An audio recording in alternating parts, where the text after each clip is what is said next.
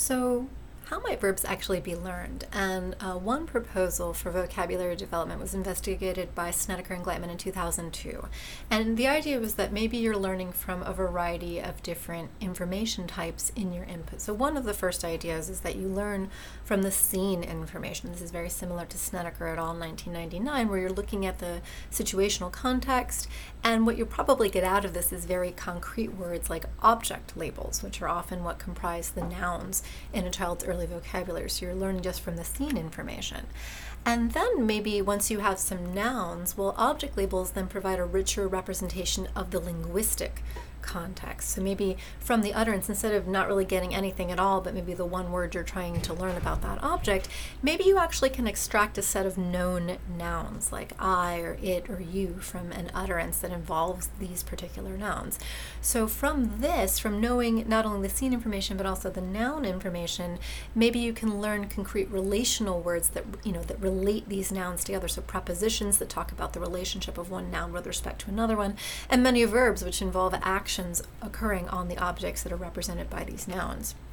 And another idea is that you can learn from the linguistic context, in particular, the syntactic frames. That is, you're going to be learning these relational words, these prepositions or these verbs, and so maybe from that you can actually get kind of a representation of the syntactic structure with some known words. Like in this case, this is the structure Kimpo cern while lo nerp nu.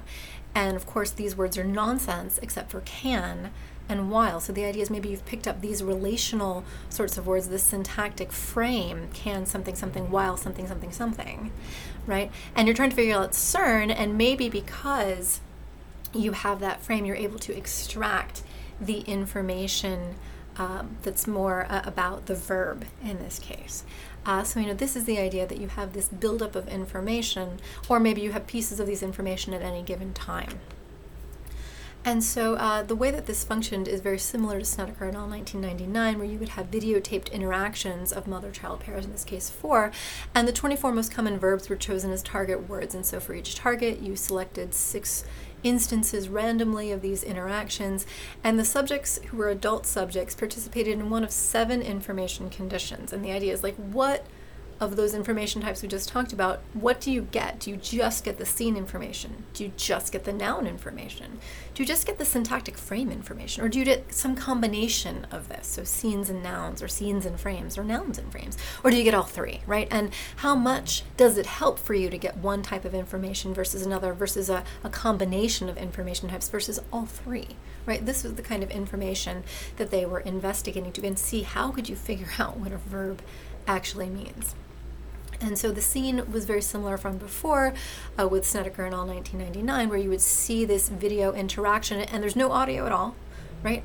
Except that there's a little beep right where the word was said, right? And so the idea is to guess. So this is, for example, for the verb play, you might have an action of a child playing the piano or a child playing a drum, and the mother is saying something about play at a particular point in time. And you see 6 of these, and then you guess, out of all the words you might know, you guess what that verb might be, right? And so for the nouns condition, right, what you get is just the nouns in the utterances these mothers actually said. So the first one, where you have like an elephant and a piano, you might have some utterance that involves the word elephant and the word piano, and that's all you get. So if you get this sequence of nouns, elephant, piano, mommy, I, it, you, drums, music, you, there are, it's a little hard, but you might think it has something to do with playing because of the drums and the music and the piano, right? So from the nouns, you could intuit at least an idea of what this verb might be. And then the frames condition, right? And again, is these nonsense frames where you have some like can and the, some sort of grammatical words that you might have picked up, some framing words like are and while, right? But sometimes you don't. Sometimes you just have made up words. This, for example, it might be a noun, and this cern is the verb that you're trying to figure out, right? So these are the frame information. It's like, can you figure out, based on the linguistic relationships between this word and the frame that it's in, what it might mean, right? And you might think that's really, really hard. Like, how could you figure out that this is cern is supposed to be play in this case, right? Like, it seems maybe on the surface a little tricky.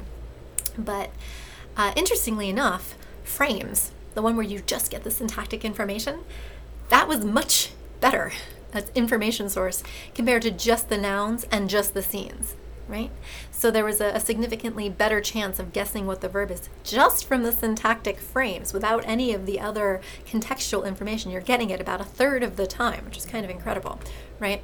And then if you look at, of course, if you sort of add information, you just start with scenes, you're down here at around 18%. If you have scenes and the nouns that are in them, those utterance components, these object labels, now you're up to like a little under 30%. Of course, if you add frames on top of that, you have all three information types, well, adults are like at 80% of guessing the right verb, which is pretty impressive actually, given that that's all the information you get about what this verb could possibly be out of all of the verbs you know as an adult.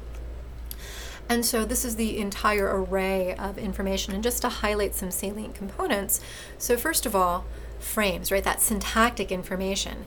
It turns out that though these are not statistically different, even though numerically this one's a little higher, right? So it's actually just as good to get just the syntactic frame information compared to just getting the scenes and the nouns together, right? The syntactic information is actually much or as helpful, right, as those more contextually based sources of information. And, adding knowledge on top of frames really is just fantastic. So frames alone get you about 33%. You're up to 50%, you're up to 60% by adding scene information or noun information. Of course, if you add all of them, then you're up at 80%. So all three together is definitely the best way to go, right? So if children have access to all of this information, maybe they don't have perfect access to it, but they have some access to the frame information, to the noun information, to the scene information, figuring out what that verb might mean is a lot easier than you might think, right? So maybe learning verbs isn't so bad, especially once you have some linguistic background, like knowing some of the nouns that are in the utterance and knowing some of the syntactic frames, in addition to having an informative situational context.